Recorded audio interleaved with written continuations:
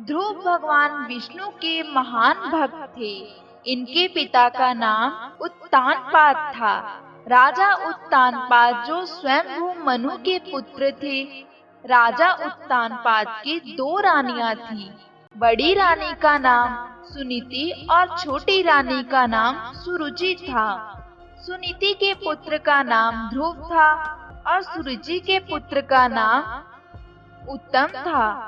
छोटी रानी सुरुचि अत्यंत ही सुंदर थी, जिस कारण उसे अपनी सुंदरता पर बेहद घमंड था। राजा उत्तानपाद सुरुचि को बहुत प्रेम करते थे।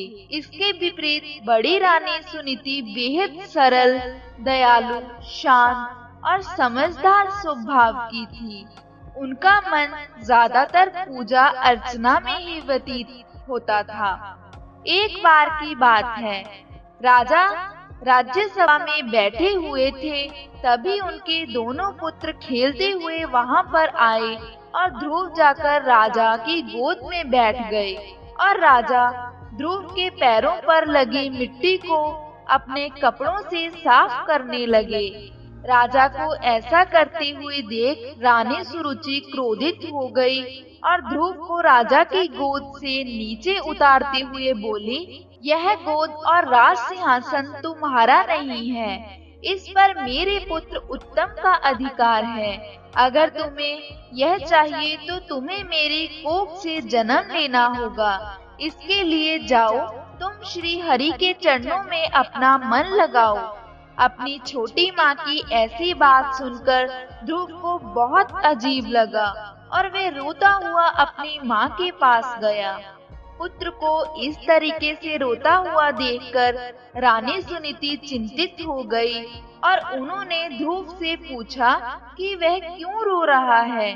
तब ध्रुव ने बताया कि छोटी माँ ने उन्हें पिता की गोद से नीचे उतारकर कहा, इस गोद और राज सिंहासन पर केवल उत्तम का अधिकार है। माँ, क्या यह बात सत्य है? अब मैं किसकी गोद में बैठूंगा, आप बताओ। ध्रुव के मुख से ऐसी बात सुनकर सुनीति की आंखें भर आईं और उन्होंने अपने पुत्र को हृदय से लगाकर कहा, पुत्र, तुम भगवान का ध्यान करो और जब तुम्हें भगवान मिल जाएंगे तब तुम्हें किसी और की गोद की आवश्यकता नहीं पड़ेगी। माँ के मुख से ऐसे वचन सुनते ही मात्र 5 वर्ष की उम्र में ही वह भगवान की खोज में जंगल की तरफ निकल पड़े। जंगल में ध्रुव को रास्ते में नारद मुनि मिले।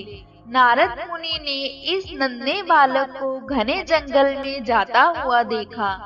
ध्रुव को रोका और पूछा, नन्हे बालक, तुम कहाँ जा रहे हो? यह जंगल बहुत घना है, यहाँ पर जंगली जानवर हैं। ध्रुव बोला, मेरी माँ ने कहा है कि तुम भगवान की गोद प्राप्त करो, फिर तुम्हें दुनिया में किसी चीज की आवश्यकता नहीं रहेगी। कृपया आप मुझे प्रभु तक पहुँचने का रास्ता बताएं। नारद मुनि जी ने ध्रुव की भगवान के प्रति निष्ठा देखी। उन्होंने ध्रुव को ओम नमो भगवते वासुदेवाय मंत्र का जाप करने को कहा। ध्रुव एक पैर पर खड़े होकर कठोर तपस्या में लग गए। 6 महीने के कठोर तप के बाद भगवान ने ध्रुव को दर्शन देकर उसे उच्चतम पद प्राप्त करने का वरदान दिया। इसी के बाद बालक ध्रुव की याद में सबसे अधिक चमकने वाले ध्रुव तारे को ध्रुव का नाम दिया गया।